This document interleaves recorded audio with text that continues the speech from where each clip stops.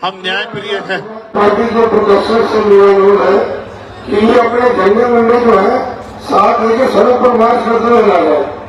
ये जो सम्मानित व्यक्ति बोल रहे हैं, मैं इनसे आग्रह करूंगा, जो एडमिनिस्ट्रेशन के लोग यहाँ हैं, मैं उनसे आग्रह करूंगा कि हमारे जो सीनियर लोग हैं एक बार उनसे बात कर लें, ये बीच में ना अपनी बात को रखे और ये भाषा शैली सुधारे। झंडे वंडे नहीं होते हैं, ये झंडा हमारा सम्मान है। और इस बार अगर ये भाषा शैली नहीं सुधारेंगे तो फिर ये आंदोलन आज ही नहीं, अब आगे कल के लिए भी कह दूंगा और लोगों को अपील कर दूंगा, फिर देख लेना संभाल नहीं पाओगे इस तरह करोगे। और बाजों की तरफ मत देखो, कल ये विरोधी लोग कहेंगे कि ये बाज भी चंद्रशेखर ने पाल लिए हैं, ये बाज भी चंद्रशेखर जी की मदद करने के लिए पहुंच जाते। भाई मैंने किसी को नहीं कुछ भी कहा है, मैं तो प्यार बांटने के लिए निकला हूं, लोगों को जोड़ने निकला हूं। अगर इंसानों के साथ पक्षी भी जुड़ रहे हैं तो मैं क्या कर सकता हूं मेरे भाई को। प्यारे साथियों, इस आंदोलन की जरूरत क्यों पड़ी? क्योंकि लोकतंत्र में अगर आप अपने ऊपर होने वाले अन्याय के विरोध में आवाज नहीं उठाते तो ये मान लीजिए कि ये आपके ऊपर मुस्तैद कर दिया जाता है, आपके ऊपर थोप दिया जाता है कि आप इस बात को स्वीकार करते हैं। प्यारे साथियों, आप याद करके देखिए, इस देश में हमें कुछ भी मांगने से नहीं मिला। हर चीज के लिए हमारे अपने बीच के लोगों ने, जिनको आज हम महापुरुष के रूप में मानते हैं, उन्होंने संघर्ष किया है, अपना जीवन बलिदान किया है, अपने बच्चों का बलिदान दिया है, उन्होंने अपना सुख चैन त्यागा है। उसके कारण आज इस देश में कमजोर वर्गों के लोगों को हक और अधिकार मिलने का काम हुआ। प्यारे साथियों, मैं आज उदाहरण देके बताऊंगा, जो भी डिबेट करना चाहता है, मैं चैलेंज करके कहता हूं, जिस भी पार्टी के राष्ट्रीय अध्यक्ष में हिम्मत हो वो आजाद समाज पार्टी के राष्ट्रीय अध्यक्ष से डिबेट करे। मैं सामान्य डिबेट में इसलिए नहीं जाता क्योंकि आजकल चैनलों पे डिबेट का अस्त्र खत्म हो गया है। अपने स्वाभिमान सम्मान की रक्षा स्वयं करनी है, वहां कोई भी आके बैठ जाता है और कुछ भी कहने लग जाता है। हम इतने लोगों का प्रतिनिधित्व करते हैं, इसलिए हमारी जिम्मेदारी है कि हम अपने सम्मान की रक्षा भी स्वयं करें। इसलिए मैं चैलेंज करता हूं कि जिनका भी प्रतिनिधित्व लोकसभा में है, उस पार्टी का कोई भी राष्ट्रीय अध्यक्ष यूजीसी के विषय पे हमसे डिबेट करे, और जो कमजोर वर्गों के विषय पर डिबेट करे, मुसलमानों के विषय पे डिबेट करे, ईसाइयों के विषय पे डिबेट करे, सिखों के विषय पे डिबेट करे, बौद्धिस्टों के विषय पे डिबेट करे, कर्मचारियों के विषय पे डिबेट करे, किसानों के विषय पे डिबेट करे, दलितों पिछड़ों के हक अधिकारों के विषय पे डिबेट करे, तो हम उनको जवाब देके बताएंगे कि हम जमीन से आए हैं, किसी नेता के पोते बेटे पोती बेटी नहीं है। हमें जमीन का पता है कि आज हालात क्या हैं और लंबे समय से हालात क्या थे। प्यारे साथियों, बड़े गौर से सुनो, नारे तो आप लगा रहे हैं तो बहुत दिनों से, लेकिन खाली नारे से बात नहीं आगे बढ़ेगी। प्यारे साथियों, मैं जानता हूं शिक्षा के दरवाजे किसी और ने नहीं खोले। अगर राष्ट्रपिता ज्योतिबा फूले प्रयास नहीं करते तो आज हमारे तन पे ये कपड़े नहीं आते। अगर शिक्षा में सबसे बड़ा योगदान किसने दिया है तो राष्ट्रपिता ज्योतिबा फूले ने दिया, मां सावित्रीबाई फूले ने दिया, मां फातिमा शेख ने दिया। प्यारे साथियों, इस देश में जिस आरक्षण को रोज बुरा भला कहा जाता है, हालांकि किसी की हैसियत नहीं है बुरा भला कहने की, क्योंकि जब आप ये कहते हैं, जब आप एक उंगली किसी की तरफ उठाते तो 4 उंगली आपकी तरफ भी जाती है, 3 उंगली एक अंगूठे का रुख भी आपकी तरफ होता है, जो आपको ये बताता है कि एक बार अपने गिरवान में भी झांकिए।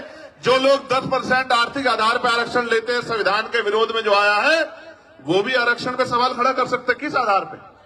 किस आधार पे? जो लोग सदियों से आरक्षण का लाभ लेते आ रहे हैं, तमाम संस्थानों पे काबिज हैं, जिन्होंने कमजोर वर्गों के लोगों को उनकी दुख तकलीफों के बाद, उनके भूखे पेट के बाद, जब उनकी बच्चों को तन ढकने का अधिकार नहीं था, जिन्होंने उनके आंसुओं के बाद भी, जिनके मुंह से एक शब्द भी हाय का भी नहीं निकला कि इनके साथ गलत हो रहा, वो हमसे सवाल कर रहे हैं। नहीं, आपको कोई अधिकार नहीं सवाल करने का। अगर सवाल करना चाहते हैं तो अपने अंदर पैदा करिए कि आपके अंदर न्याय की क्षमता है, आप न्याय प्रिय हैं, पहले साबित करिए, फिर आके सवाल कीजिए, हम आपके सारे सवालों का जवाब देंगे। प्यारे साथियों, आरक्षण क्या जाति के आधार पर मिलता है? आरक्षण क्षेत्र के आधार पर भी मिलता है। आप जाके देखो, जम्मू कश्मीर में आरक्षण क्षेत्र के आधार पर मिलता है। आप जाके देखो, हिमाचल में आरक्षण क्षेत्र के आधार पर मिलता है। आप जाके देखो, उत्तराखंड में आरक्षण क्षेत्र के आधार पर मिलता है। कौन कहता है जाति के आधार पर मिलता है? आरक्षण उनको मिलता है जो पीछे रह गए हैं, जिनका प्रतित्व कम है।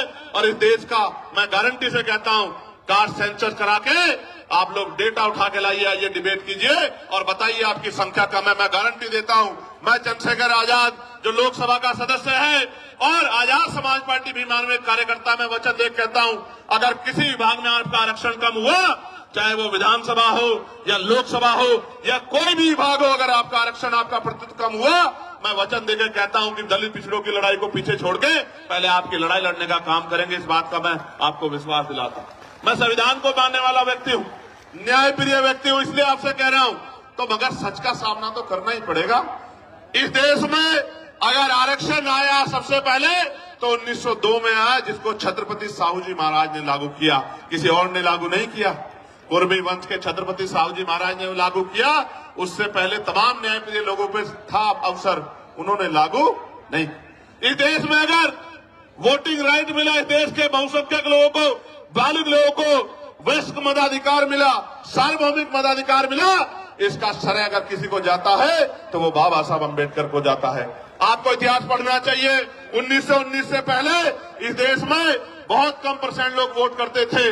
मॉन्टेगो चेमफोर्ड सुधार समिति बनी और सुधार समिति ने नए पैमाने तय किए कि वोट देने का अधिकार उनको मिले जो जमींदार हैं, जो भूमि जिनके पास बड़ी संख्या में है, जो लगान देते हैं, जो टैक्स देते हैं, जो बहुत पढ़े लिखे हैं, जो पूंजीपति हैं, जिन पे व्यापार है।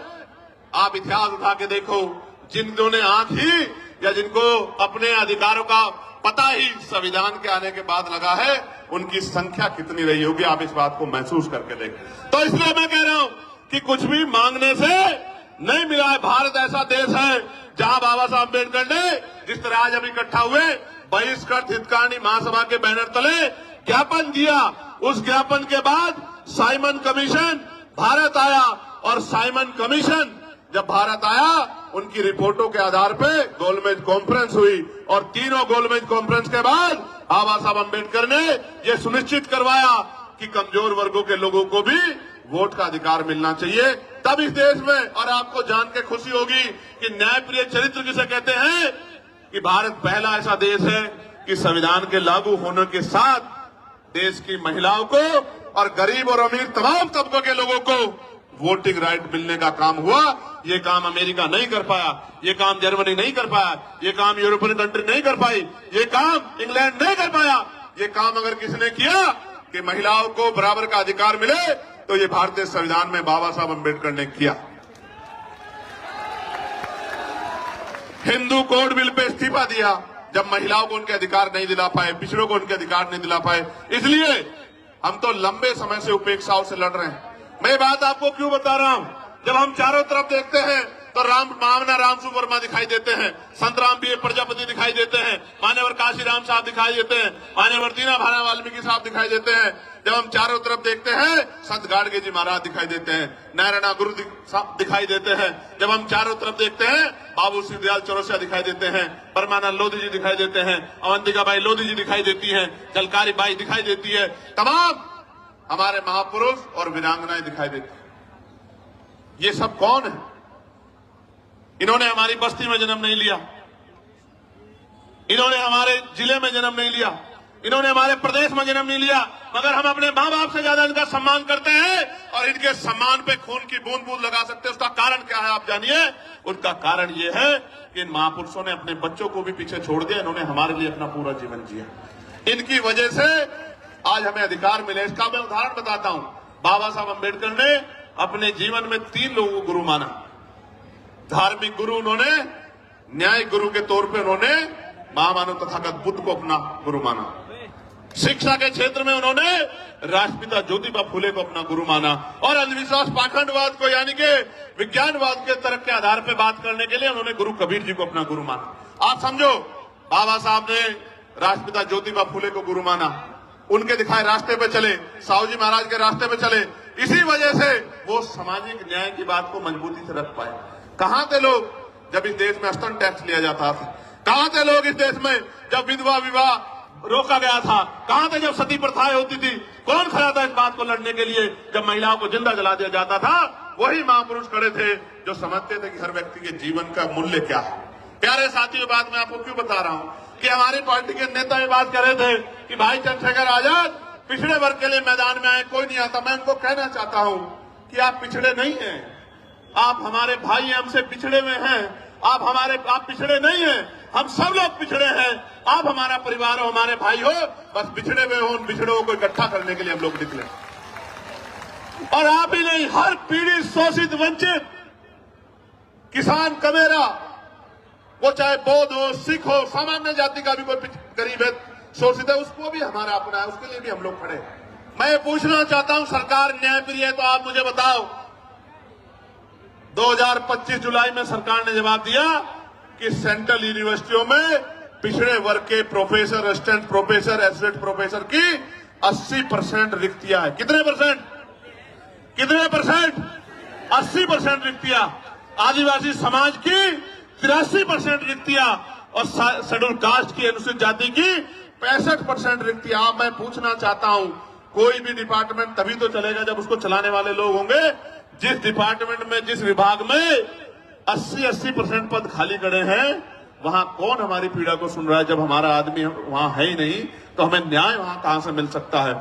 45 सेंट्रल यूनिवर्सिटियों में 38 जो है, जो वाइस चांसलर है, कुलपति है, वो सामान्य जाति के हैं। हमारा विरोध ये नहीं है कि सामान्य जाति के हैं, हमारा विरोध ये है कि 45 में से 38 कितने परसेंट बैठता है? कि SC, ST, OBC के लोगों में काबिलियत नहीं है? किस आधार पे आप ये बात कहना चाहते हो?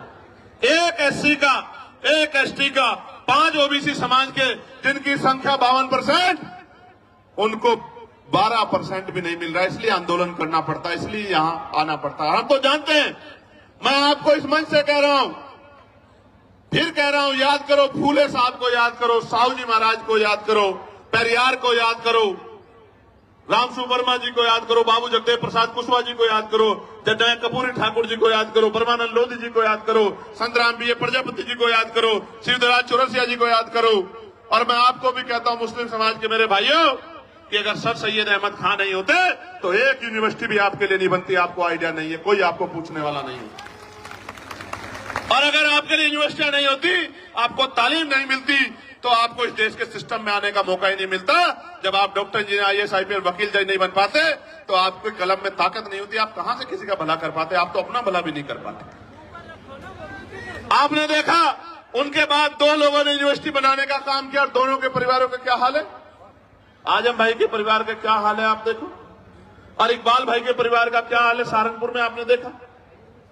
अगर वो कोई व्यापारी को वो बना लेते तो कोई दिक्कत नहीं थी। यूनिवर्सिटी बना के पढ़ाओगे और उनको सिस्टम में लाओगे तो लड़ाई हो जाएगी। बस असल बात ही मैं आपको ये बता रहा हूं मेरे प्यारे साथियों, प्रदेश का, देश का कोई डिपार्टमेंट उठा के देख लो, अगर आप बैकलॉग ढूंढोगे तो मैं लिख के देता हूं कि अगर बैकलॉग भरा जाए तो आज ही 5, 7, 10 lakh schedule caste, schedule tribe, backward के लोगों को नौकरी, सरकारी पक्की नौकरी मिलने का काम होगा। लेकिन इन सरकारों ने क्या कर रखा है? इन्होंने ठेके संविदा पे अपने लोग रख रखे हैं, कम पैसे में लोग रख रखे हैं। जो लोग रख रखे हैं उनको पूरा पैसा नहीं मिलता, कॉन्ट्रेक्चुअल जॉब दे रखी है, क्योंकि आरक्षण ना देना पड़े SC, ST, OBC के लोगों को। इसलिए मैं आपको कहना चाहता हूं, ये जो UGC आया, मैं इसका धन्यवाद करूंगा, इस गाइडलाइन का। इसके आने से कई लोगों के चेहरे बेनकाब हुए, जो कहते थे हम सेकुलर हैं, हम न्यायप्रिय हैं।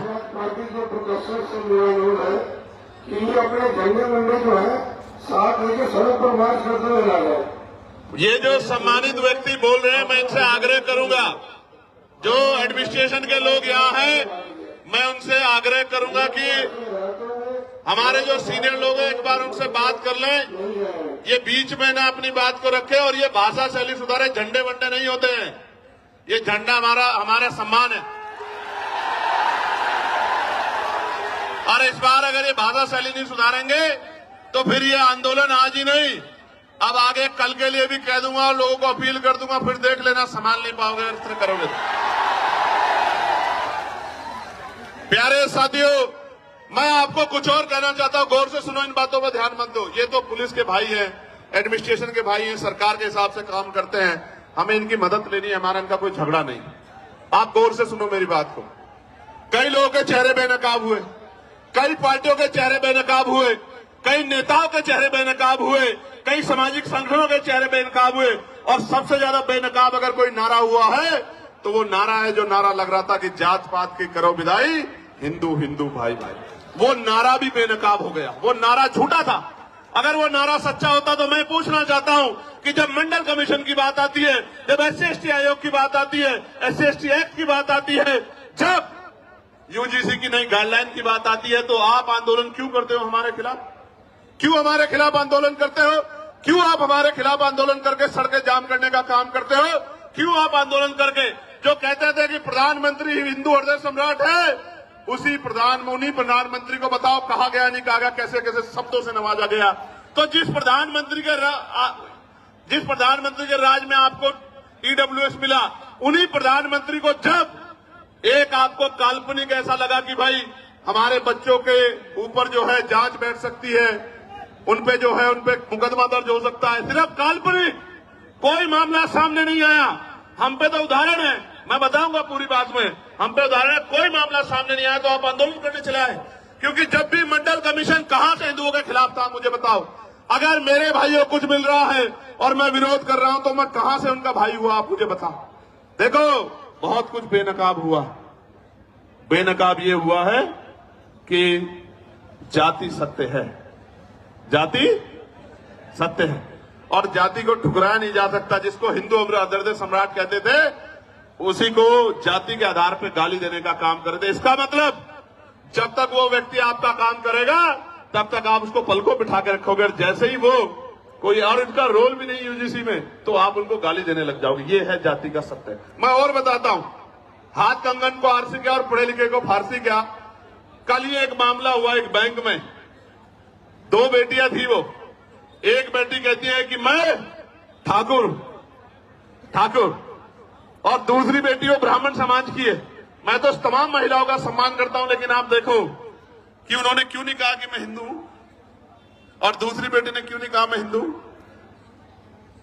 एक ने कहा मैं ठाकुर, दूसरी ने कहा मैं ब्राह्मण हूं, और दोनों अपने अपने समाज से समर्थन मांग रही हैं, और दोनों के विरोध में एक दूसरे के समाज के लोग गाली बकने का काम कर रहे हैं। इसलिए मैं आपको बता रहा हूं कि वर्ग की बात ही नहीं है, ये बात जातियों तक जाती है जब आपके अधिकारों पे हमला होता है। और सबसे बड़ी बात देखो, जिनके बच्चों को जो बच्चे मर रहे हैं जिनके, क्योंकि 118% की वृद्धि हुई अपराध में।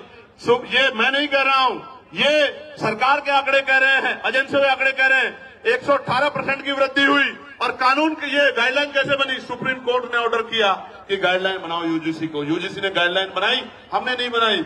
और उस गाइडलाइन में जैसे ही पिछड़े वर्ग के लोगों को जोड़ा, क्योंकि गाइडलाइन तो 2012 में बनी थी, 2012 में बनी थी, लेकिन जैसे ही पिछड़े वर्ग के लोगों को जोड़ा, तत्काल विरोध शुरू हो गया। मैं आपको बताना चाहता हूं कि इस नारे के पीछे अगर कुछ है तो वो पिछड़े वर्ग के लोगों का विरोध है। इस बात को मेरी आप याद रखना। ये सरकारें, इनकी सोच पिछड़ा वर्ग विरोधी है, और हम इस बात को इसलिए लड़ रहे हैं क्योंकि हम जानते हैं कि राष्ट्रपिता ज्योतिबा फुले हमारे लिए लड़ रहे थे, छत्रपति साहू जी महाराज हमारे लिए लड़ रहे थे, ईवी पेरियार रामानायकर स्वामी प्यारेलाल यादव हमारे लिए लड़ रहे थे, महामना राम सुवर्मा चौधरी महाराज सिंह भारती सर छोटूराम चौधरी चरण सिंह हमारे लिए लड़ रहे थे। इसलिए आज हम यहाँ सीना तान के खड़े हैं कि हम अपने भाइयों को अकेला नहीं महसूस होने देंगे, हम उनके साथ। साथियों, यूजीसी की बात हुई है, मैं पूछना चाहता हूं, कोई ऐसा प्रोटेस्ट बताओ जो यूजीसी के विरोध में हुआ हो और पुलिस ने उन पर लाठी चलाई हो। कोई एक विरोध आप मुझे बताओ पूरे देश के अंदर, या उनको पकड़ के खींचा हो, या उनके कार्यक्रम में इस तरह से माइक उठा के बीच बीच में कहा हो कि भाई आपके लोग कम है, आपके लोग ज्यादा, कभी हुआ क्या? लेकिन जैसे आप लोग आंदोलन करने आए, कहां BHU में, कहां गोरखपुर यूनिवर्सिटी में, कहां लखनऊ यूनिवर्सिटी में, कहां JNU में, कहां DU में, आपको पीट भी रहे हैं और पीट के उठा के बंद भी कर रहे हैं। क्योंकि जो समाज प्रभावी होता है, जिनके पास मीडिया होता है, जिनके अधिकारी होते हैं, जिनकी एजेंसियां होती हैं, जिनके पास वॉइस होती है, उनकी छोटी से छोटी बात भी लाखों मील तक दूर जाती है, और जिनकी आवाज नहीं होती उनको हत्या करके लटका दिया जाता है। तो चारों तरफ सुनसान, चारों तरफ इस तरह का चुप्पी होती है कि जैसे कुछ हुआ ही नहीं। इस देश में क्या नहीं सहा हमने, क्या नहीं सहा इस देश में। हमने लक्ष्मणपुर बातें कांड सुना, जहां हमारी माओ के पेट चीर के और जो बच्चे थे पेट में उनको निकाल के तलवार की नोक पे खड़ा कर दिया। क्या नहीं देखा हमने देश में। इस देश के दलितों, पिछड़ों, मुसलमानों, आदिवासियों ने क्या नहीं सहा। कितने दंगे, कितने जुल्म, कितनी लाशें हमारी जो है, क्या क्या क्या बयां करूं मैं, क्या क्या नहीं सहा इस देश में। कितने दंगे, कितनी एनसीआरबी का डेटा क्या कहता है, कितनी बच्चों की इज्जत लुटती है। मैं कहता हूं सार्वजनिक करो, रिकॉर्ड उठा के बताओ कि जिन बच्चों की 1 लाखों की संख्या में इज्जत लुटती है, किस समाज की, किस समाज के, बताओ एक समाज को। क्योंकि ये समाज सोया हुआ है, इनको नहीं पता कि रोज इनकी बच्चियों को, बेटियों को कहीं ना कहीं प्रदेश में, देश में जुल्म जाति का शिकार होना पड़ रहा है। और जब न्याय मांगने जाते हैं तो लाठियों से स्वागत होता है, अपमानित गालियां दी जाती है। इसलिए मैं कह रहा हूं कि ये नारा तार्किक नहीं है, जो नारा लगा के आपको लंबे समय से बेवकूफ बनाया जा रहा है। ये नारा तार्किक होता तो मैं गारंटी देता हूं कि यूजीसी गाइडलाइन के खिलाफ कोई आदमी सड़क पे नहीं आता। वो कहता कि यूजीसी गाइडलाइन, अच्छा डर कौन, डरेगा कौन। कानून कितने हैं देश में? 302 है, 304 है, 308 है, 307 है। कितने कानून है? इतने कानून बने हुए हैं, हर कानून का दुरुपयोग हो सकता है। कोई दुरुपयोग का एक तो मामला आता। 2012 से SC ST के उसमें गाइडलाइन बनी हुई है, आप पे 10 मामले हैं जो आपके खिलाफ फर्जी दर्ज हो गए हो। कुछ तो होगा आपके पास जिसके आधार पे आप कह रहे हो, लेकिन कोई तथ्य नहीं है। एक ही तथ्य है कि हमें अपराधी मान ले। हम कहां अपराधी मान रहे हैं भाई? हम कौन है अपराधी मानने वाले? कन्वेंशन रेट कहता है कोर्टों का। हम तो किसी को सवाल नहीं करते कि जब हायर जुडिशरी में, हाई कोर्ट में और सुप्रीम कोर्ट में हमारा रिप्रेजेंटेशन नहीं होता, हम तो तब भी सवाल नहीं करते। हम जैसा गूंगा बहरा कौन लोग होगा बताओ? कौन होगा? कौन होगा? हमसे ज्यादा सीधा सच्चा व्यक्ति तो इस देश में कोई भी नहीं होगा जो जुल्म भी सहता है और चुप भी रहता है। जानवर भी अपने हक के लिए लड़ते हैं, हम लोग तो अपने हक के लिए भी लड़ पाते हैं। हमसे ज्यादा सीधा भोला कौन होगा? और इसी भोलेपन का फायदा लंबे समय से उठाया जा रहा है। प्यारे साथियों, इसका एक उदाहरण बताता हूं कि क्यों लड़ना पड़ता है। मध्य प्रदेश में 90 के बाद, जब मंडल कमीशन के बाद आरक्षण लागू हो गया पिछड़े वर्ग के लोगों को, तो आज भी वो भैया खड़ा है। 13% आरक्षण वहां, जो संवैधानिक 27% मिला है, उसमें से भी 13% मिलता है। वो रोज आंदोलन करते हैं। यही सुप्रीम कोर्ट उस मामले को, फाइल को नीचे दबा के रखता है। क्यों नहीं सुनता? जब आपने एक दिन पहले PIL दाखिल हुई और अगले दिन सुनवाई कर ली, तो हमें पीड़ा होती है कि जब 69,000 शिक्षक भर्ती का मामला उत्तर प्रदेश का सालों भर पड़ा रहता है कोर्ट में, जब 27% रिजर्वेशन का मामला सालों पड़ा रहता है और आप कभी सुनवाई नहीं करते हो। मेरे आज भी याद है जब डिमोशन हुए थे उत्तर प्रदेश में, एक पूर्व की सरकार थी, जब उनके निगरानी में डिमोशन हुए थे, इसी सुप्रीम कोर्ट ने कहा था कि पहले डिमोशन कराओ, उसके बाद हम सुनेंगे। मैं पूछना चाहता हूं, जब हमारे हकों की बात आती है तो क्यों चुप्पी थाम लेते हो आप? हम तो उम्मीद लगा के बैठे हो कि आप न्याय के देवता हो, आप न्याय की मूर्ति हो, आप न्याय करोगे। क्या ऐसा गाइडलाइन में जिसमें गाइडलाइन ना पड़ी हो? आप मुझे बताओ, क्या उसमें आर्थिक रूप से कमजोर वर्गों को उद्देशिका में नहीं जोड़ा गया?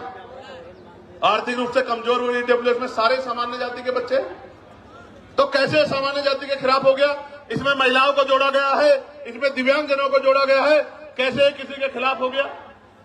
और कहा गया कि भाई इसमें नोटिफिकेशन में ये नहीं रखा कि सामान्य जाति के प्रतिनिधि होंगे। मैं कहता हूं 38 जब कुलपति सामान्य जाति के हैं तो आपका रिप्रेजेंटेशन कौन कम कर देगा? जब इतना बैकलॉग है OBC SC ST का, तो आप हमें तो गारंटी देता हूं, जो समता समिति बनेगी बनवा लो। OBC के ST के प्रोफेसर नहीं मिलेंगे आपको, स्टैंडपुर में सीनियर प्रोफेसर मिलेंगे नहीं। आप, मेरा चैलेंज आप चेक करवा लो।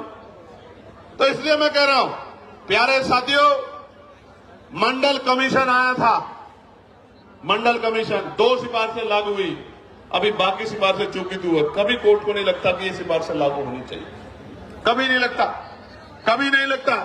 और निजी क्षेत्रों में हम लोग पार्लियामेंट में बिल लेके आए, प्राइवेट मेंबर बिल, की निजी क्षेत्रों में SC ST OBC के लोगों को आरक्षण मिलना चाहिए। क्यों मिलना चाहिए भी सुनो।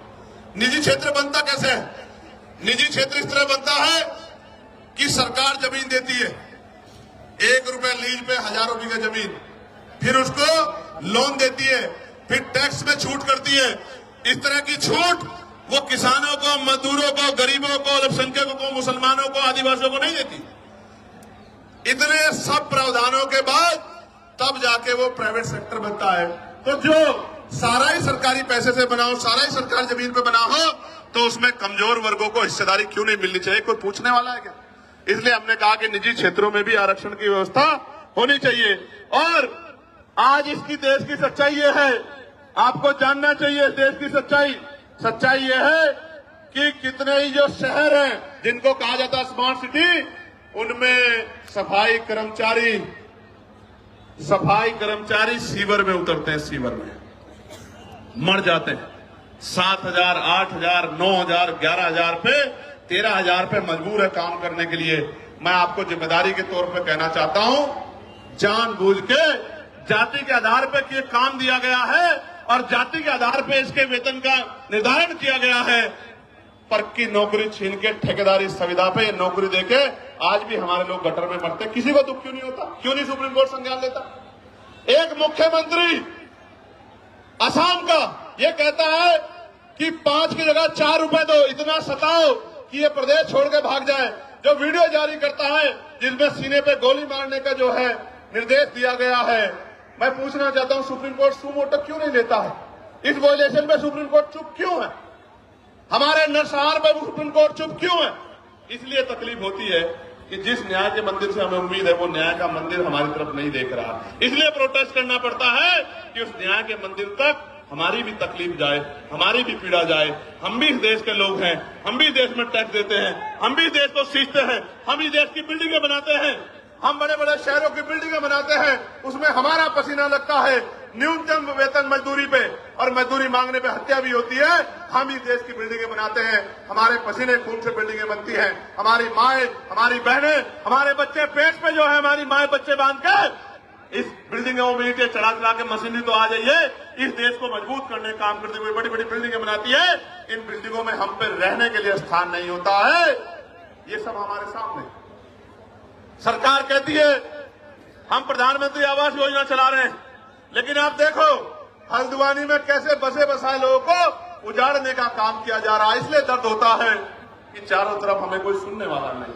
प्यारे साथियों, मैं कर्मचारियों की पीड़ा को समझता हूं।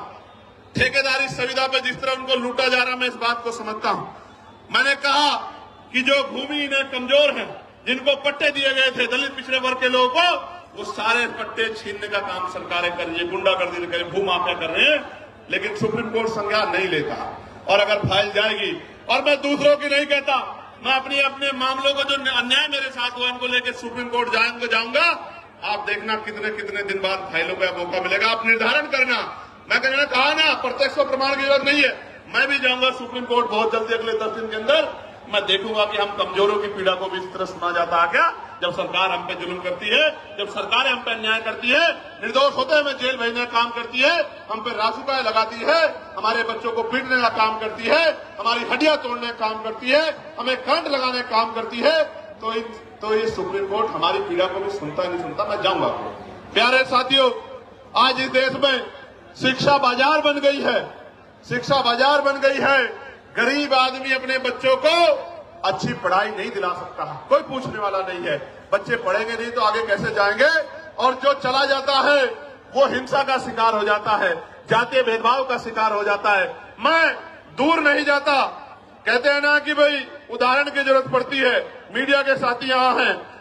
वर्ष 2012 में वर्धमान जो अब सफदरजंग है, महावीर मेडिकल कॉलेज में SC/ST समुदाय के MBBS कर रहे छात्रों को फिजियोलॉजी के लिखित टेस्ट में जाति देखकर जानबूझ के फेल किया गया। आरोप लगे, जांच हुई और आपको जान के अचरज होगा, छात्रों की शिकायत पे जब दर्ज हुई, सरकार ने कमेटी बनाई जिसका नाम था मुंगेकर कमेटी। मुंगेकर कमेटी की जांच में पता लगा कि SC/ST के बच्चे के पेपर पे अंकित जाति देख के चुन के फेल किया गया। तो हमारे मन में सवाल क्यों ना पैदा हो कि हमारे साथ कास्ट बेस्ड डिस्क्रिमिनेशन होता है। और ऐसा ही नहीं, कमेटी की रिपोर्ट पे कोर्ट ने उन छात्रों को मात्र पास ही नहीं किया, दोषियों के खिलाफ 10-10 लाख रुपए का मुआवजा देने के लिए आदेश दिए, दोषियों पे कार्रवाई की। मैं इसलिए आपसे कह रहा हूं कि होता है डिस्क्रिमिनेशन, कास्ट बेस्ड डिस्क्रिमिनेशन होता है, इसीलिए तो हम कह रहे हैं। और हमने थोड़ा ही गाइडलाइन बनाई, हमारी पीड़ा को आपने काफना, सुप्रीम कोर्ट के आदेश को आपने सुन के गाइडलाइन बनाई। मैं धन्यवाद करूंगा कि उन गाइडलाइनों को हमारे पढ़े लिखे लोगों ने पढ़ा। भाई देखो, दो तरह का समाज है अभी। एक वो जो हाशिए पे गांव में रहता है, लेकिन वो मेहनत मजदूरी करके उनके पिताजी भी अपने बच्चे को यूनिवर्सिटी भेजने का काम कर रहे हैं। यूनिवर्सिटी क्यों भेज रहे हैं? कि मेरी गरीबी, बेबसी, लाचारी, परेशानी, बीमारी, तकलीफों को ये मेरा बेटा पढ़ लिख के doctor, engineer, IAS, IPS professor बन के 2 रुपए कमा के सम्मान का जीवन खुद भी जिएगा, मेरी तकलीफों को भी दूर करेगा, मेरे दरिद्र को भी काटेगा। वो बच्चा पढ़ने आता है लेकिन वो उत्पीड़न का शिकार हो जाता है। और ये मैं नहीं कह रहा हूं, ये एजेंसियों की रिपोर्ट कह रही है, इसलिए इस आधार पर गाइडलाइन बनी है। प्यारे साथियों, बातें तो बहुत है कहने को, लेकिन मैं ये कह रहा हूं, ये सच है कि जहां आपकी आवाज नहीं होगी वहां सुनवाई नहीं होगी। इसलिए आपको अपनी आवाज को मजबूत करना पड़ेगा। आज इस आंदोलन का पहला चरण है, आज यहां है, कल राष्ट्रीय अध्यक्ष भीम आर्मी के नेतृत्व में भोपाल में होगा। 9 तारीख को राजस्थान में हुआ था। हम लोग इतनी चैन से नहीं बैठने वाले हैं। हमें जब मुझसे कोई पूछता है कि चंद्रशेखर भाई कैसा है जीत के, तो मैं कहता हूं मैं नहीं आया, मेरे लोगों ने मुझे चुन के भेजा है, क्योंकि आज उनकी आवाज को उठाने वाला कोई भी नहीं है। आज उनके दर्द पे, उनकी दर्द पीड़ा पे बोलने वाला कोई नहीं है। मेरी क्या औकात थी कि मैं आ जाता लोकसभा में? मेरे लोगों ने वोट और नोट देके मुझे चुन के भेजा है। मेरी जिम्मेदारी बैठती है कि अगर उनकी तरफ आंच आए, उनकी तरफ उंगली उठे, तो मैं भी बोलूं और अपने साथ के जागरूक लोगों को भी बोलने के लिए तैयार करूं। इसलिए आज ये आंदोलन हो रहा है। प्यारे साथियों, इस देश में संविधान है, आर्टिकल 25-26 है, धार्मिक आजादी है। मैंने आज ही पार्लियामेंट में पूछा कि आप ये बताओ, तमाम त्योहारों पे आप व्यवस्था करते हो, लेकिन भगवान बुद्ध की जयंती पे, संत कबीर जी की जयंती पे, गुरु रविदास जी की जयंती पे, पेरियार जी की जयंती पे, फूले जी की जयंती पे, साहू जी की जयंती पे, तमाम जो हमारे महापुरुष हुए हैं, मुस्लिम समाज में भी हुए, सिख समाज में भी हुए, जैन समाज में भी हुए, बौद्ध समाज में भी हुए, उनकी जयंतियों के अवसर पे, उनके धार्मिक आयोजनों पे आप बजट क्यों नहीं देते हो? बताओ। आप ईद पे क्या बजट खर्च करते हो? आप मुहर्रम पे क्या बजट खर्च करते हो? आप शब बारात पे क्या बजट खर्च करते हो? क्या इस देश के धन पे कुछ ही लोगों का अधिकार है? फिर ये देश, ये सरकार सबका साथ सबके विकास के झूठे के नारे के साथ क्यों खड़ी है? ये कहे कि धन तुम्हारा और अधिकार हमारा, धन तुम्हारा, अधिकार हमारा, हम अपने लोगों को देंगे, ये सच बताने का काम करें। हम जानते हैं सच क्या है। प्यारे साथियों, मैं लगातार उन विषय को पार्लियामेंट में उठाने का काम करता हूं। हमारी संख्या कम है, इसलिए मुझे समय कम मिलता है, लेकिन ये संख्या कम हमेशा नहीं रहेगी। ये संख्या हमेशा कम नहीं रहेगी। हमें लड़ाई लड़नी पड़ेगी, और अगर हम चुप रहे ज्यादा दिन तक, वो दिन दूर नहीं है कि हमारी आने वाली पीढ़ियां इस देश में पुनः गुलाम हो जाएगी। गुलामी की बेड़ियां काटने के लिए हमें संघर्ष करना पड़ेगा, और क्रांति की ज्वाला में अपना बलिदान देने के लिए सतत तैयार रहना पड़ेगा, क्योंकि महापुरुषों ने संघर्ष किया था तो हम लोगों को अवसर मिला है। और अगर आज हम लोग संघर्ष करेंगे तो आने वाली पीढ़ियों को अवसर मिलेगा। और अगर हम लोगों ने चुप्पी थाम ली, निजी स्वार्थों में चुप हो गए, जिस तरह हमारे कुछ नेताओं ने अपने लोगों का हाथ छोड़ के और ये कहा कि भाई हम इनके साथ है, मैं कहना चाहता हूं आपको सबके साथ रहना चाहिए, लेकिन गलत को गलत और सही को सही तो कहना चाहिए। अगर गलत होता तो मैं भी उनकी बात करता, लेकिन जब गलत नहीं है तो सिर्फ वोट के लिए आप उधर चले गए। जब आप पावर में नहीं हो तो आज आप उधर जाके खड़े हो गए हो, कल आप पावर में होंगे तो मैं कैसे उम्मीद करूं कि आप हमारे लोगों के बारे में सोचोगे। ये बहुत बड़ी चिंता हमारे समाज के सामने, हम गरीब, कमजोर, दलित, पिछड़े मुसलमानों के सामने देश में आ गई। प्यारे साथियों, चारों तरफ अंधेरा है, चारों तरफ चुप्पी है, सब लोग आंखें बंद करके बैठ गए हैं। ऐसे दौर में अगर हम लोगों ने भी आंखें बंद कर ली तो मैं लिख के देता हूं कि लड़ने की हिम्मत टूट जाएगी। मेरी बात को आप याद रखें। जब मैं ये लड़ाई लड़ रहा हूं, आपको नहीं पता इसके बाद मुझे क्या मिलेगा। मीडिया में जो उस तरह की सोच के लोग हैं, वो मेरे खिलाफ राजनीतिक प्रोपगंडा चलाएंगे, झूठे प्रोपगंडे चलाएंगे। वो जो अधिकारी उस सोच के हैं, वो मुझे, मेरी पार्टी कार्यकर्ताओं को तोड़ने की कोशिश करेंगे, झूठे मुकदमे लगाएंगे। लेकिन मैं आपको बताना चाहता हूं, जीवन एक बार मिला है, जीवन बार बार नहीं मिलता। मौत कल की आती आ जाए, हम अपने लोगों के हितों से किसी भी कीमत पे समझौता नहीं करेंगे।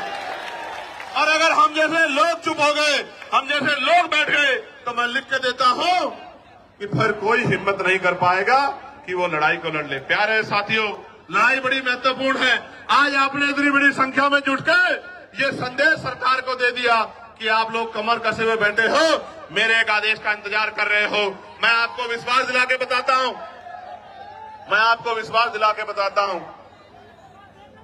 चंद्रशेखर आजाद के लिए, आजाद समाज पार्टी के एक सिपाही के लिए, हमारे नेताओं के लिए, कार्यकर्ताओं के लिए समाज हित पहले है, व्यक्तिगत हित बाद में है।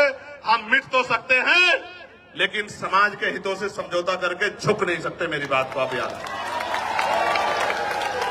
मैं अकेला व्यक्ति था, भंते जी यहां बैठे हैं, मैं अकेला व्यक्ति था जिसने बीटी एक्ट के खिलाफ आवाज उठाई कि बीटी एक्ट 1949 खत्म किया जाए, क्योंकि उसमें बौद्धिक समाज के लोगों के साथ अन्याय हो रहा। प्यारे साथियों, ये बातें मैं आपको इसलिए बता रहा हूं कि आपको जागरूक होना पड़ेगा। यहां तो बहुत सारे ऐसे लोग हैं जो बिल्कुल अपने से दिखाई देते हैं, ऐसा ही पढ़ना पहनते हैं लेकिन अपने नहीं हैं। आज तो हर पार्टी आपको लुभाने के लिए अपने नेताओं को, फरीदाबाद के लोग सुनो, पलवल के लोग सुनो मेरी बात को, हर पार्टी ऐसे पटके पहना के अपने लोगों को घुमाने लगी है, लेकिन ऐसा पटका पहनने वाला सच्चा नहीं हो सकता। बाबा साहब अम्बेडकर को और बहुजन महापुरुषों की विचारधारा पे चलने वाला व्यक्ति सच्चा हो सकता है। नीला पटका तो बाजार की हर दुकान पर मिल जाएगा, कोई भी पहन घूम जाएगा। कोई पार्टी बताओ, आप औरों को छोड़ो, भारतीय जनता पार्टी को देखो, जिन आरएसएस के लोगों ने जीते जी बाबा साहब की शव यात्रा निकाली, वही आरएसएस के, बीजेपी के लोग सबसे बड़ा फोटो बाबा साहब का लगाते हैं नहीं लगाते हैं? तो अगर बाबा साहब की फोटो लगाने वाला सच्चा है, नीला पटका पहनने वाला, मात्र नीला पटका पहनने वाला सच्चा है, तो हर वो व्यक्ति सच्चा है जो वोट के लिए आपको जय भीम कर रहा है या नमस्कार कर रहा है। मैं आपको कहना चाहता हूं मेरे लोगों, ये वोट का अधिकार नहीं होता, ये वोट का अधिकार नहीं होता तो ये अमीर लोग आपकी बस्तियों में नहीं आते। मेरे लोगों, ये वोट का अधिकार नहीं होता तो ये अमीर लोग आपकी गलियों में नहीं आते, आपके घरों में नहीं जाते। और आप देखो किस तरह की व्यवस्था है कि आज भी अगर भेदभाव नहीं है तो बहुत सारे नेता जाके कमजोर वर्गों के घरों में खाना खाने का नाटक क्यों करते हैं भाई? खाना खाने का नाटक क्यों करते हैं? इसलिए करते हैं कि वो एहसास कराना चाहते हैं कि हम बदल रहे हैं। आप बदलते तो हमारे खिलाफ विरोध क्यों करते? क्यों विरोध करते हमारे खिलाफ? हमारे बच्चों की जान जा रही है, आप पे एक मामला नहीं है। मैं चैलेंज करता हूं, अगर झूठे मुकदमे दर्ज करने की बात आप कर रहे हैं तो 12 से गाइडलाइन बनी है, 26 हो गया है। आप 100 मामले उठा के लेके आओ, हम लोग चर्चा करेंगे, आपकी बात को सुनेंगे। लेकिन मैं मानता कि अगर आपने यूनिवर्सिटी में बैठे अध्यापकों ने, प्रोफेसरों ने, यूनिवर्सिटी में पढ़ने वाले उन बच्चों ने जो आज डर रहे हैं, अगर आगे बढ़ के उन्होंने कहा होता कि डिस्क्रिमिनेशन हो रहा है, कानून बनाओ, तो मैं स्वागत करता कि आपका चरित्र न्याय प्रिय है। प्यारे साथियों, मैंने पहले भी कहा, वही डरेगा जो अपराध करेगा। जो अपराध नहीं करेगा वो क्यों डरेगा? मैंने कहा कि जो अपराध नहीं करना चाहते वो बच्चे पढ़ रहे हैं, क्योंकि इस देश के मीडिया के चैनलों में हमने सुना जब किसान आया था तो किसान नहीं आया था, खालिस्तानी आए थे, खालिस्तानी। जब एनआरसी का आंदोलन चल रहा था तो मुसलमान नहीं लड़ रहा था, जैन सिंह बोध नहीं लड़ रहा था, पता नहीं क्या क्या नाम दिए गए थे। जब अपने हकों के लिए दलित पिछड़े आते हैं, आदिवासी आते तो नक्सली कहा जाता है। इसलिए मैं इस टीवी को सुन के ही समझ आता है कि जो अभी कुछ दिन पहले आंदोलन कर रहे थे वो आंदोलनकारी नहीं थे, वो आंदोलनकारी नहीं थे, क्योंकि जो जिनको पढ़ना है वो तो पढ़ रहे हैं। मैंने तो अपने बच्चों से कहा कि आप मत जाओ कहीं भी, आजाद समाज पार्टी है, भीम आर्मी है, हमारा लीगल सेल है, आर्य जी है, रजनीश जी है, हम लोग लड़ेंगे ना भाई। जिनको हम लोग वोट देते हैं उनकी क्या जिम्मेदारी है कि वोट लेके हमसे मुंह फेर लें? फिर हमारे लिए लड़ने की जिम्मेदारी किसकी है? आंदोलन करने की जिम्मेदारी किसकी है? सरकार से सवाल पूछने की जिम्मेदारी किसकी है? विरोध प्रदर्शन करने की जिम्मेदारी किसकी है? और अगर ये काम नहीं कर रहे हैं तो वो हमारे नेता नहीं हो सकते हैं। अगर अपने हमारे बच्चों को लड़ने के लिए आना पड़ा तो हमारे नेताओं को शर्म आनी चाहिए। तो इसलिए मैं उन बच्चों को विश्वास दिलाने के लिए, जो पढ़ रहे हैं जेएनयू में, डीयू में, जो पढ़ रहे हैं पटना यूनिवर्सिटी में, जो पढ़ रहे हैं लखनऊ यूनिवर्सिटी में, प्रयागराज यूनिवर्सिटी में, बीएच यूनिवर्सिटी में, उत्तराखंड, उन सब बच्चों को ये बताने के लिए आया हूं कि हमारे लिए राजनीति बाद में, समाज हित पहले, अपने बच्चों का भविष्य पहले। हम अपने बच्चों को विश्वविद्यालय में मरने नहीं देंगे, इसलिए हम लोग आज मैदान में जंतर मंतर पे खड़े। प्यारे साथियों, मुझे साथियों ने आते बताया कि कुछ लोग उल्टे सीधे सवाल पूछ रहे हैं। मैं आपको कहना चाहता हूं, इन उल्टे सीधे सवालों से देखो, अपने ही 4 आदमी वो लेके आएंगे और अपना एक कैमरा और वो लेके आएंगे और उनके आगे कर देंगे और उनसे उल्टे सीधे सवाल पूछेंगे, वो उल्टे सीधे जवाब देंगे। इन बातों से अब हम लोग सोशल मीडिया समझदार हो गए। अब ये बातें चलने वाली नहीं, अब ये बातें किसी मोर्चे पे चलने वाली नहीं है। मैं ताजा उदाहरण बताता हूं आपको, मैं कहना नहीं चाहता था। कहना नहीं चाहता था मगर बताता हूं, पता लगना चाहिए आप लोगों को। मैं पिछले 20-25 दिन से सहारनपुर नहीं गया क्योंकि लगातार मैं अपने लोकसभा क्षेत्र के मुद्दों को उठाने के लिए पार्लियामेंट में कोशिश कर रहा हूं। और इस बीच में हमने रैलियां की, आगरा की रैली की, फिर हमने कन्नौज की रैली की, फिर हमने 8 तारीख को संत कबीरनगर की रैली की। तो एक घटना मेरे जिले में घटी जहां शोभा यात्रा निकालने के लिए परमिशन को लेकर विवाद हुआ। अब उन बच्चों से कहलवाया गया कि भाई चंद्रशेखर भाई ने मदद नहीं की। पहली बात तो बच्चे मुझे कभी मिले ही नहीं, ना मैं छुटमलपुर जाता हूं। मैं यहां से जाता हूं तो अपनी जिम्मेदारी अदा करने के लिए नगीना जाता हूं, नगीना से निकलता हूं तो देश भर में जाता हूं। मैं कभी आराम करने छुटमलपुर जाता नहीं, तो बच्चे मुझसे कभी मिले ही नहीं। वो मुझे कुछ बताते तो मैं उनके लिए लड़ता, हल करने के लिए कोशिश करता। हालांकि कोई ऐसा थोड़ा जो मेरी बात टाल दे वहां, आप समझ रहे हो भाई। राजनीतिक रूप से भले ही मैं वहां बहुत मजबूत नहीं, लेकिन सामाजिक रूप से इतना मजबूत हूं। मैंने इतना काम किया, किसी को भी कह दूंगा वो अपनी नाक नीची करके मेरी बात को मान लेगा, इतना दम मैं रखता हूं। लेकिन काम की बात जानो, वो बच्चे मेरे पास आए नहीं, मैं घर गया नहीं, लेकिन चलाया गया कि देखो चंद्रशेखर भाई ने मदद नहीं की। भाई आप मुझे बताओ, मेरे पास कोई मामला नहीं आएगा, मैं कैसे मदद कर दूंगा, आप बताओ। लेकिन चला गया कि भाई चंद्रशेखर मदद नहीं कर रहे हैं, चंद्रशेखर तो भाई मुस्लिम भाइयों का मामला इसलिए मदद नहीं कर रहे हैं। मैं पूछना चाहता हूं, ये मुस्लिम कोई अलग थोड़े, ये भी तो हमारे ही हैं। इनको मैं अगर किसी बात को अपने 20 नेताओं को भेज देता तो सब लोग फूल करके स्वागत कर देगा, लेकिन मुझे पता ही लगा तो मैं क्या कर दूंगा। जब पता लगा तो मैंने खबर की तो उन्होंने नहीं कहा कि हम निकलवा देंगे भाई साहब। लेकिन आपको पता है क्या हुआ, पुलिस ने कह दिया कि हम परमिशन नहीं देंगे। मैंने डीआईजी से बात की, मैंने कमिश्नर से बात की, मैंने एसएसपी से बात की, मैंने डीएम से बात की कि निकलवाओ उनकी शोभा यात्रा, क्यों रोक रहे हो। तो बोले साहब हम नहीं देंगे परमिशन। तो ये देखो सरकार झगड़ा कराना चाहती है हमारे लोगों को, आपको समझना पड़ेगा। और मैं समझता हूं कि मेरी लड़ाई शोभा यात्रा तक सीमित नहीं है। मेरी लड़ाई तब तक जारी रहेगी जब तक आपको स्वाभिमान सम्मान का जीवन नहीं मिलता। मेरी लड़ाई तब तक जारी रहेगी जब आपको हक अधिकार नहीं मिलते। मेरी लड़ाई तब तक जारी रहेगी जब तक आपकी जेब में पैसा नहीं आता। मेरी लड़ाई तब तक जारी रहेगी जब तक आपके भी टूटे फूटे मकान ऐसे नहीं बनते जैसे दूसरे लोगों के हैं। मेरी लड़ाई तब तक जारी रहेगी। इसलिए मैं तो इस देश में हक अधिकार की लड़ाई लड़ रहा हूं। जो लोग मेरा मुकाबला नहीं कर सकते, आजाद समाज पार्टी भीम आर्मी के नेताओं का मुकाबला नहीं कर सकते, वो जानबूझ के इस तरह के षड्यंत्र करके तमाम तरह की चीजों के प्रयास करते हैं। मैं उनको कहना चाहता हूं, खूब प्रयास करो, समय बदल गया है। उत्तर प्रदेश में आने वाला समय आजाद समाज पार्टी काशीराम का है, मेरी बात को आप याद। और सिर्फ उत्तर प्रदेश में नहीं है, सिर्फ उत्तर प्रदेश में नहीं है, हरियाणा में, मध्य प्रदेश में, राजस्थान में, उत्तराखंड में, मैं कहना चाहता हूं दिल्ली में, बिहार में, झारखंड में, जो उत्तर भारतीय क्षेत्र में, कहना चाहता हूं डंके की चोट पे कि अगले 5 साल बाद आजाद समाज पार्टी राष्ट्रीय पार्टी होगी। मेरी बात को आप याद रखें, क्योंकि हर व्यक्ति के पास समस्या है, आजाद समाज पार्टी पे समाधान है। इसलिए सब लोग एडी चोटी का जोड़ लगा के सुबह शाम षड्यंत्र करते रहते हैं। इतना काम ही अपनी पार्टी के लिए करे तो इनकी पार्टी का भी 1-2 एमएलए जीत जाएगा। अगर ये इतना काम करे, अपना काम नहीं करते, बस यही काम करते, कभी हमारे नेताओं को पकड़वाते हैं, कभी अखबार में ऐसी खबरें छपवाते हैं। इनसे थोड़े डरने वाले हम लोग, इन साजिशों से हम लोग निर्दय नीति डरने वाले नहीं, याद रखना मेरी बात। इनसे नहीं डरने वाले हैं, इन साजिशों से डरने वाले। लेकिन वचन देके दिल्ली से कह रहा हूं आपको, हम प्रथम और अंतीय भारतीय हैं। भारत की अस्मिता पे कोई आंच आएगी, भारत की सेना के सम्मान पे कोई आंच आएगी, जो हमारा गौरव है, हमारे अर्धसैनिक बलों पे, हमारे पुलिस के भाइयों पे कोई आंच आएगी, अगर हम में खून की कमी भी हो जाएगी तो हम अपने खून का कतरा कतरा देके इस देश के गौरव की रक्षा करेंगे। मैं आपको वचन देके कहता हूं, हमारी लड़ाई किसी जाति से नहीं है, किसी धर्म से नहीं है, हमारी लड़ाई अधिकारों की है, हमारी लड़ाई सामाजिक न्याय की है, हमारी लड़ाई भाईचारा कैसे बनेगा। एक आदमी ताला लगा के बैठ गया, गरीबों को कुछ देना नहीं चाहता, ये लोधी जी खड़े हैं बुलंदशहर वाले, एक आदमी ताला लगा के बैठ गया, हापुड़ वाले भी, और वो देना नहीं चाहता, और हम लोग दरवाजा खटखटा रहे हैं कि हमारा हिस्सा में दे दो। कैसे जो है भाईचारा बन जाएगा।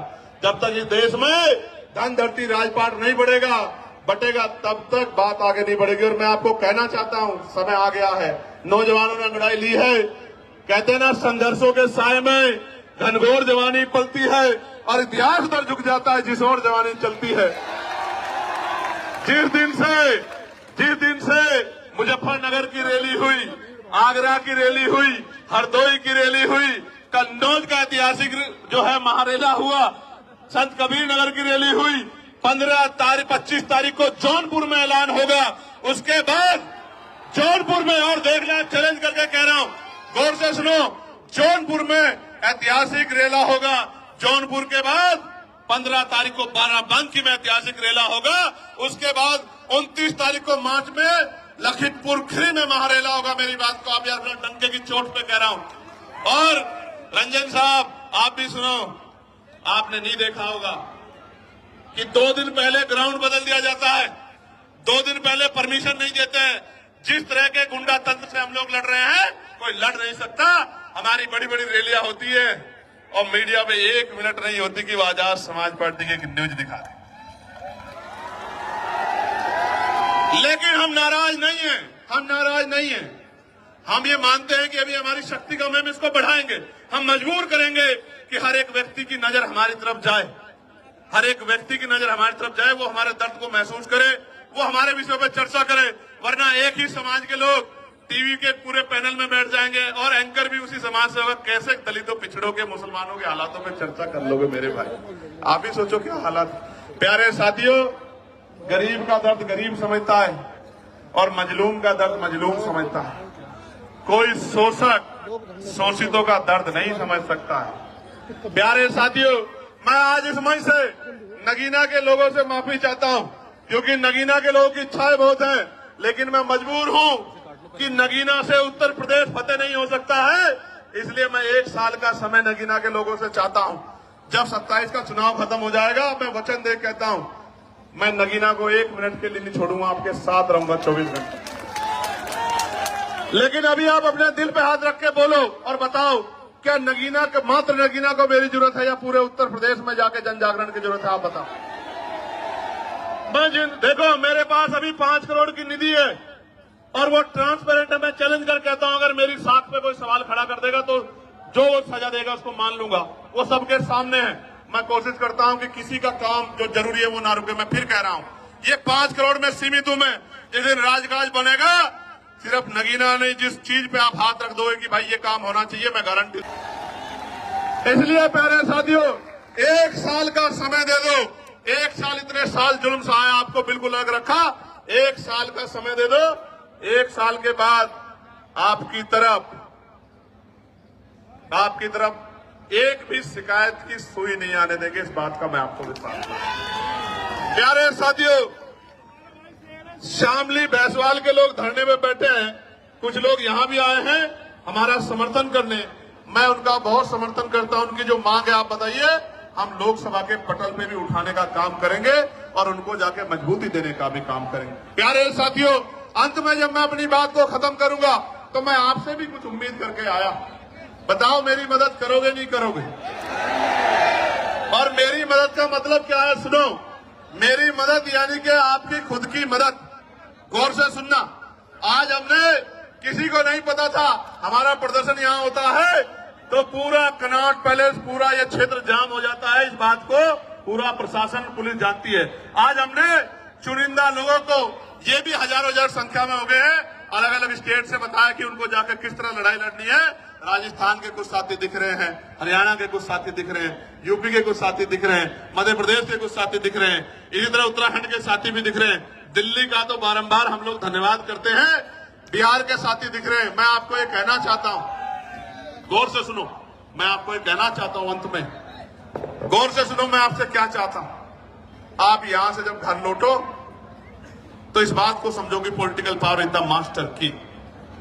जब तक राजनीतिक सत्ता हमारे पास नहीं होगी तो हमारे हितों में फैसले नहीं होंगे, पॉलिसियां नहीं बनेगी। मैं आपसे, आप मुझसे मेरे खून का कतरा कतरा ले लो फौजी साहब, लेकिन मैं आपसे आग्रह कर रहा हूं कि गली मोहल्लों में जाके अपने वोट को संगठित करके अपनी ताकत 2027 में उत्तर प्रदेश के अंदर बना। और मैं बड़ी बात नहीं कह रहा हूं श्री जी, एक मौका आप आजाद समाज पार्टी काशीराम को मिलने दो। मैं वचन देके कहता हूं, विश्वास से कहता हूं, पूरी हिम्मत से कहता हूं कि जो लोग आज हमारे साथ नहीं है वो भी ये कहेंगे कि हम उसका विरोध भले ही कर सकते हैं, उस पार्टी का, उसकी पॉलिसी का, लेकिन उनका काम में मुकाबला नहीं कर सकते। ऐसा काम करके दिखाएंगे, मेरी बात को आप याद रखें। प्यारे साथियों, मैं पुलिस के भाइयों का बहुत धन्यवाद दूंगा। एड्रेस मुझे भी नहीं पता अभी है। एक मिनट, एक आदमी को बोलना तो। आजमगढ़ वाली होगी, अभी बाद में देंगे आजमगढ़ को मौका। अभी आप ये सुनो, 25 तारीख को जौनपुर में कार्यक्रम है, रैली, एक बात। और 25 तारीख के बाद 15 तारीख को, 15 मार्च को रैली है बाराबंकी लखनऊ के पास, और 29 मार्च को है लखीमपुर खीरी, और 5 अप्रैल को है।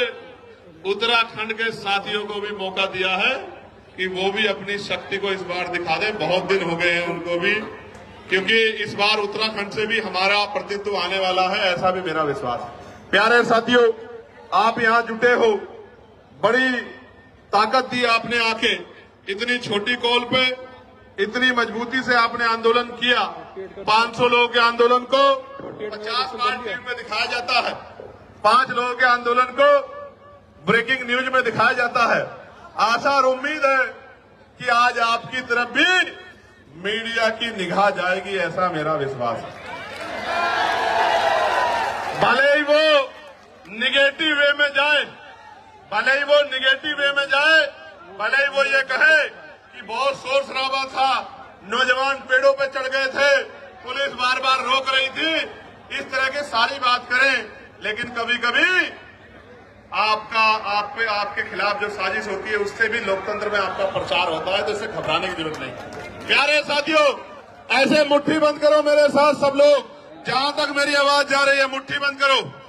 जय भीम, जय भारत, जय संविधान, जय मंडल, जय जोहार। आवाज दो, आवाज दो। यूजीसी गाइडलाइन लागू करो, कुर्सी खाली करो, यूजीसी गाइडलाइन लागू करो, कुर्सी खाली करो, बाक लोग भरो, बाक लोग भरो, कुर्सी खाली करो, किसानों को एमएसपी की लीगल गारंटी दो, वरना कुर्सी खाली करो, निजी क्षेत्रों में SC ST OBC को आरक्षण दो, वरना कुर्सी खाली करो, प्रमोशन में रिजर्वेशन SC ST OBC को लागू करो, वरना कुर्सी खाली करो, पुरानी पेंशन बहाल करो,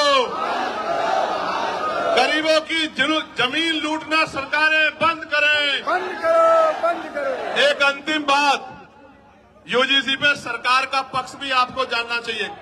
शांत होकर सुनो भाई, बहुत इंपॉर्टेंट है बात।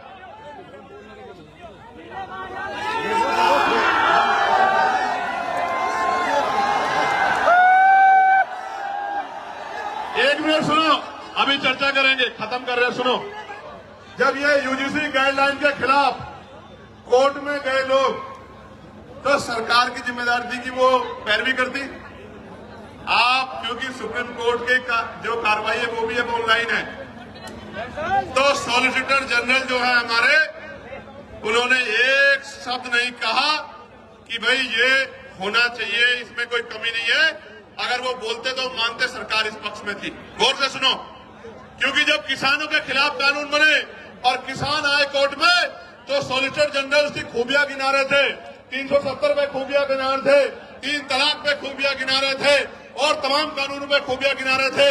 लेकिन यूजीसी की गाइडलाइन पे जब रोक लग रही थी, तो जेब में हाथ डाल के खड़े थे। मुझे बड़ी तकलीफ होती है कि जिनको हम रहनुमा समझते हैं वही हमें मारने के पीछे तले। और बाजों की तरफ मत देखो, कल ये विरोधी लोग कहेंगे कि ये बाज भी चंद्रशेखर ने पाल लिए हैं, ये बाज भी चंद्रशेखर जी की मदद करने के लिए पहुंच जाते। भाई मैंने किसी को नहीं कुछ भी कहा है, मैं तो प्यार बांटने के लिए निकला हूं, लोगों को जोड़ने निकला हूं। अगर इंसानों के साथ पक्षी भी जुड़ रहे हैं तो मैं क्या कर सकता हूं मेरे भाई को। प्यारे साथियों, मैं पुणे दिल्ली की पूरी टीम का बहुत बहुत धन्यवाद करता हूं।